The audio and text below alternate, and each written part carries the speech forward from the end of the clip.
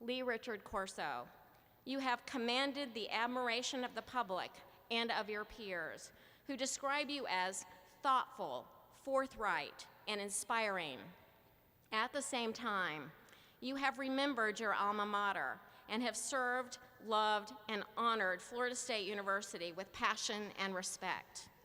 It is therefore most fitting and appropriate to bestow upon you the high recognition designated by an honorary doctorate of Humane Letters. This ends the reading of the citation.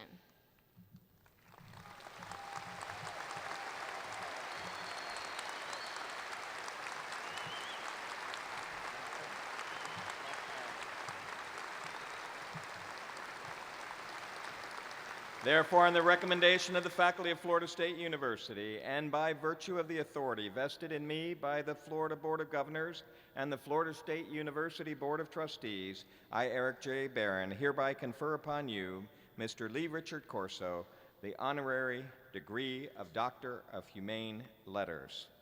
Congratulations. We're proud that you are now even more a part of the Seminole family, and we look forward to working with you in the days and years ahead. We are indeed honored that you have agreed to address our graduates and their families on this important occasion.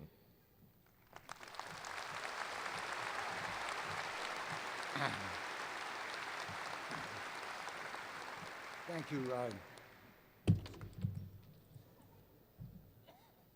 Thank you, President Barron, distinguished members of the faculty and staff of Florida State, and the members of the class of 2012.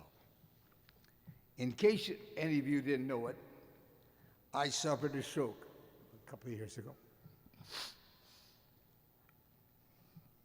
I've had a lot of therapy, and it's helped, but I might have trouble speaking at times, so please bear with me. Congratulations to the class of 2012. I was fortunate enough to be where you are 55 years ago.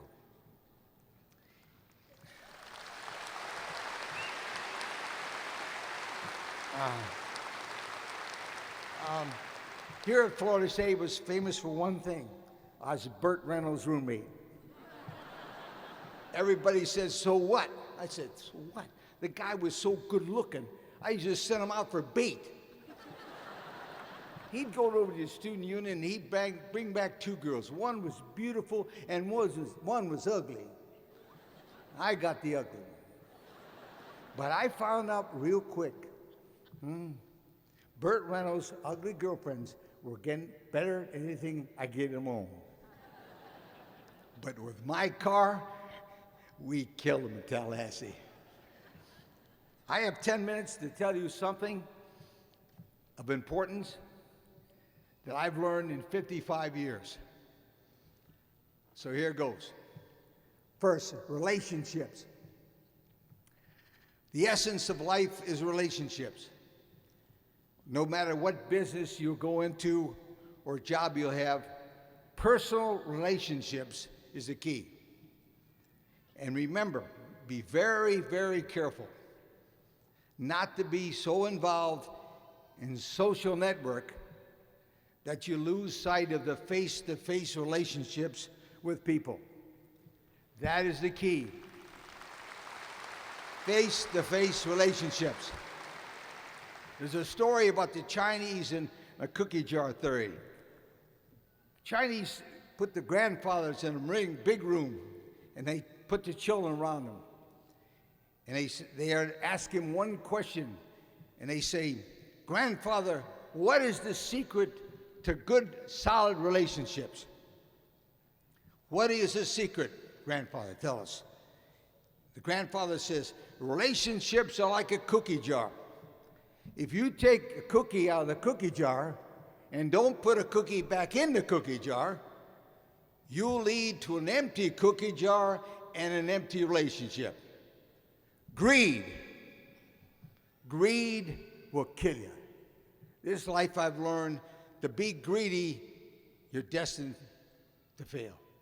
In the business world, leave a little on the table. Don't be greedy. In your personal relationships, don't be greedy. Remember this, because in the future, you'll find that every broken relationship you have in this life, you'll find out that somebody took the cookies out of your jar.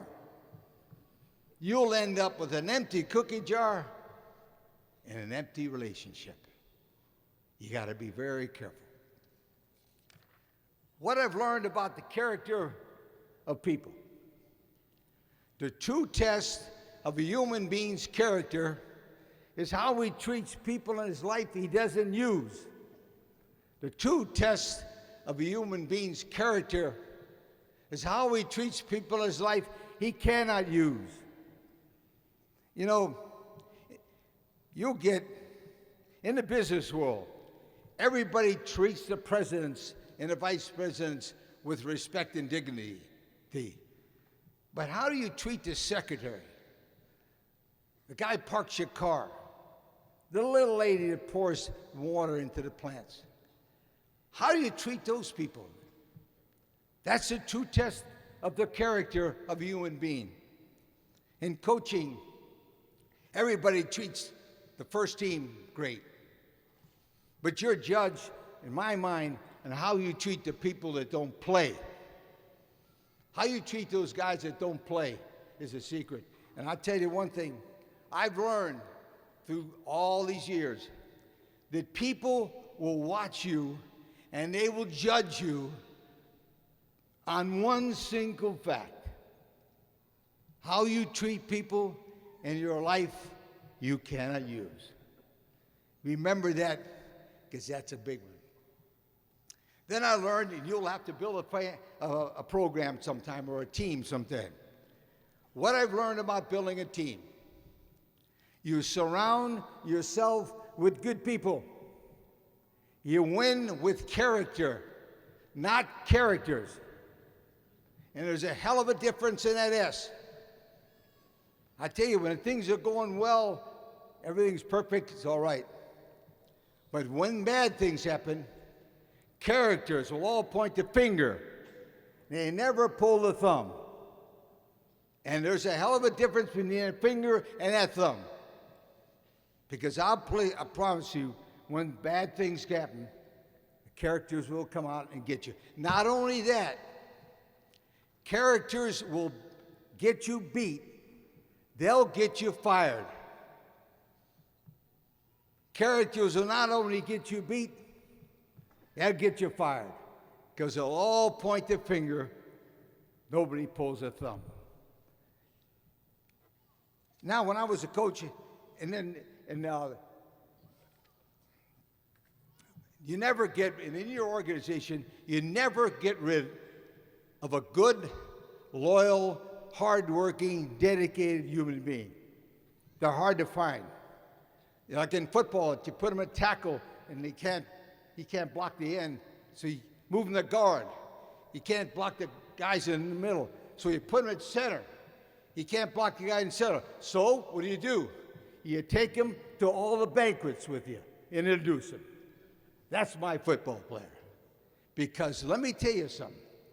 You can't find enough good, hard-working, loyal human beings to associate yourself with. And when you find one, keep them. When I was coaching in Indiana, I used to have a test. I bring all the prospects in, I watch them I put them on the front row of the basketball game. And I'd watch them when the national anthem was played. I had 3 kids there, good look, and they said they wouldn't get up.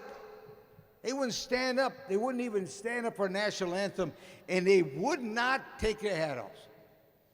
I said, geez. I said, Pete, the assistant coach, I said, you see those 3 guys? He said, yeah. I want them out of here. He said, but they can run, and they're going to help us win. I said, I want them out of here by halftime. He said, what do you mean?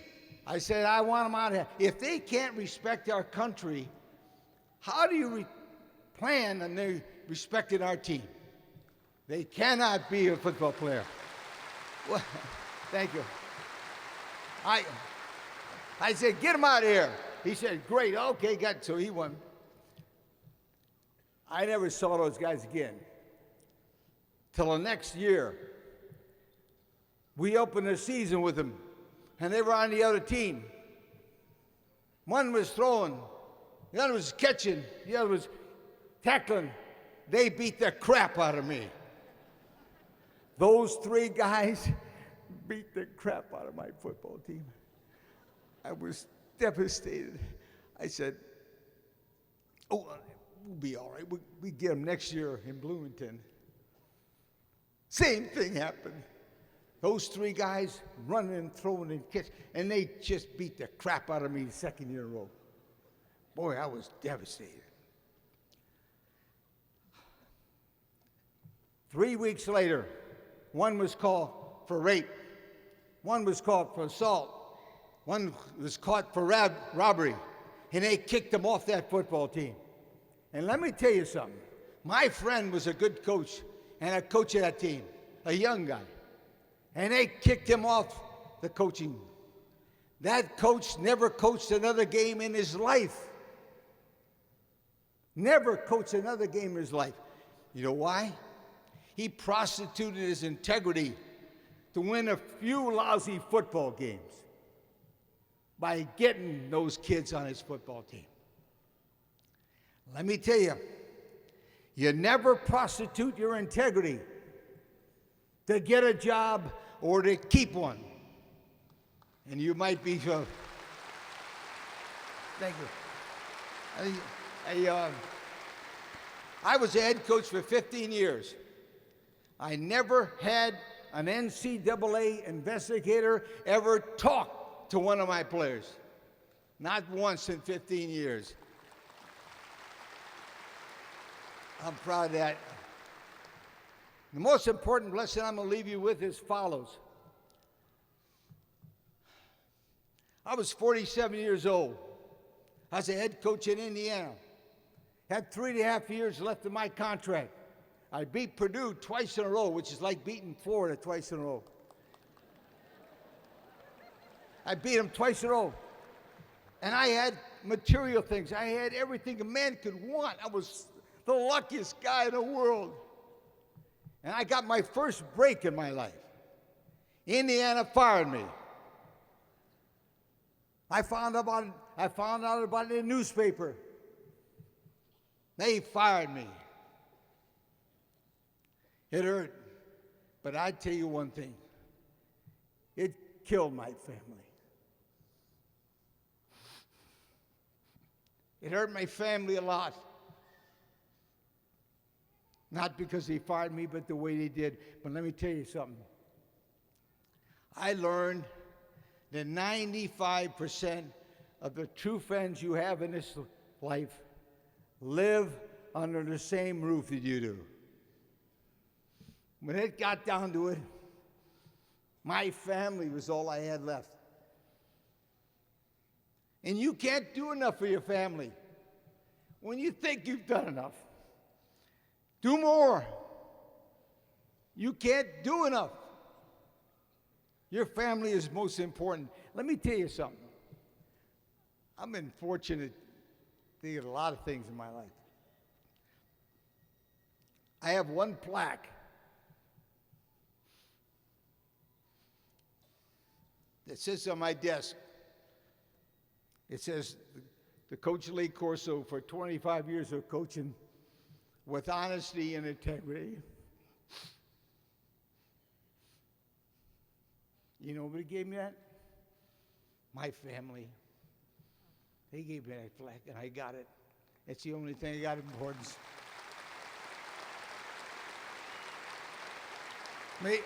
Listen, remember, never prostitute your integrity to get a job or to keep one.